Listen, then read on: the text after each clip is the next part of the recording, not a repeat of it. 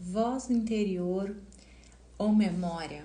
A Universidade de Copenhague fez um estudo em Cognitive Science, que é a ciência da cognição, que trabalha as nossas reações perante ao fato, ou como nós criamos um comportamento em relação ao que nós vivemos. Muitas áreas, linhas, inclusive a intuição, nos diz que é algo que é uma voz interior, algo que vem de dentro, uma sensação, uma percepção. E que os estudos comprovam que isso faz parte de um conjunto que joga dentro da memória uma catálise de informações que geram sensações e ações.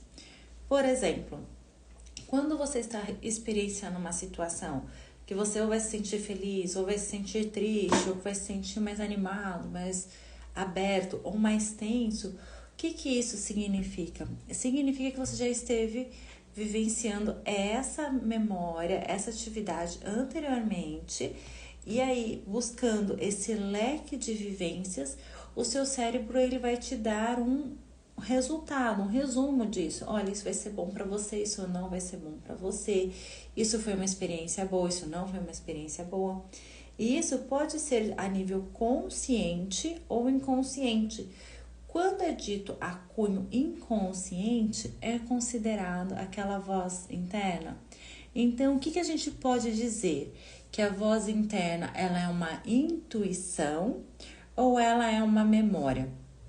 Pela Universidade de Copenhague, onde eles fizeram um estudo bem amplo, foi condizente à informação que é uma construção de uma memória. E a memória, ela tem alguns níveis, né, que acontecem. Tudo bem? Como está? How you doing, Danny? Is everything okay? Porque o que acontece? Quando a gente tem uma informação prévia, ela pode vir de onde? Pode vir do nosso RNA, que é uma porção do nosso material genético. Ele pode vir da nossa sensação física, que são das memórias biológicas, né? Nós temos memórias celulares. Nós temos a questão da memória inconsciente, que foram situações que foram vividas de diversas formas e arquivadas no nosso corpo.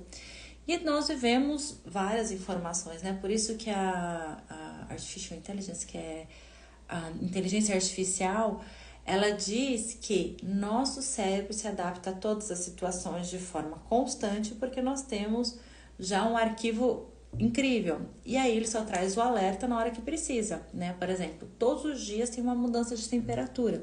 Agora, como que seu corpo lida com essa mudança de temperatura? Ele vai se adequando. Tem hora que ele produz mais calor, tem horas que ele produz menos calor. Tem horas que o seu corpo fica mais tenso, tem horas que o seu corpo fica mais relaxado.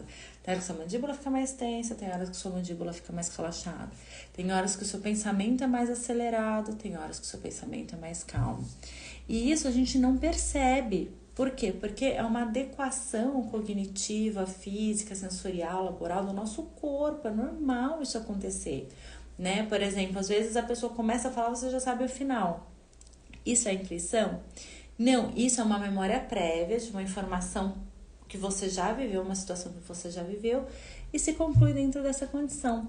Então, a nossa mente, ela é incrível e ela descarrega todas essas informações cognitivas no nosso cérebro, no nosso corpo, gerando movimentos, comportamentos, sensações, percepções e tudo isso a diversos níveis. Tudo bem? Muita saúde, uma ótima noite, como estão? Bem, nós estamos falando da nossa saúde cognitiva, o que a gente chama de intuição, que é uma parte muito grande das memórias que são vivenciadas ao longo da nossa vida e, inclusive, existe uma comprovação, inclusive desse artigo da Universidade de Copenhague, que pode, inclusive, vir dentro até do material genético. Então, por exemplo, seu tataravô viveu uma experiência que foi reforçada pelo teu avô, que foi reforçada pelo teu pai, que foi reforçada por você e você experiencia. E isso, ou seja, olha quantas enciclopédias tem sobre o mesmo assunto, né? Em diferentes situações, em diferentes tons de voz, em diferentes tipos de olhares, em diferentes movimentos. Então, às vezes, dependendo da pessoa que olha pra gente e fala, ih, o santo não bateu. Mas imagina numa Segunda Guerra, quando estava tudo acontecendo.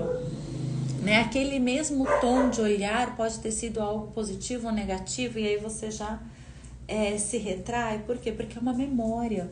Então a memória, ela é algo que a todo momento ela está sendo executada pelo nosso corpo.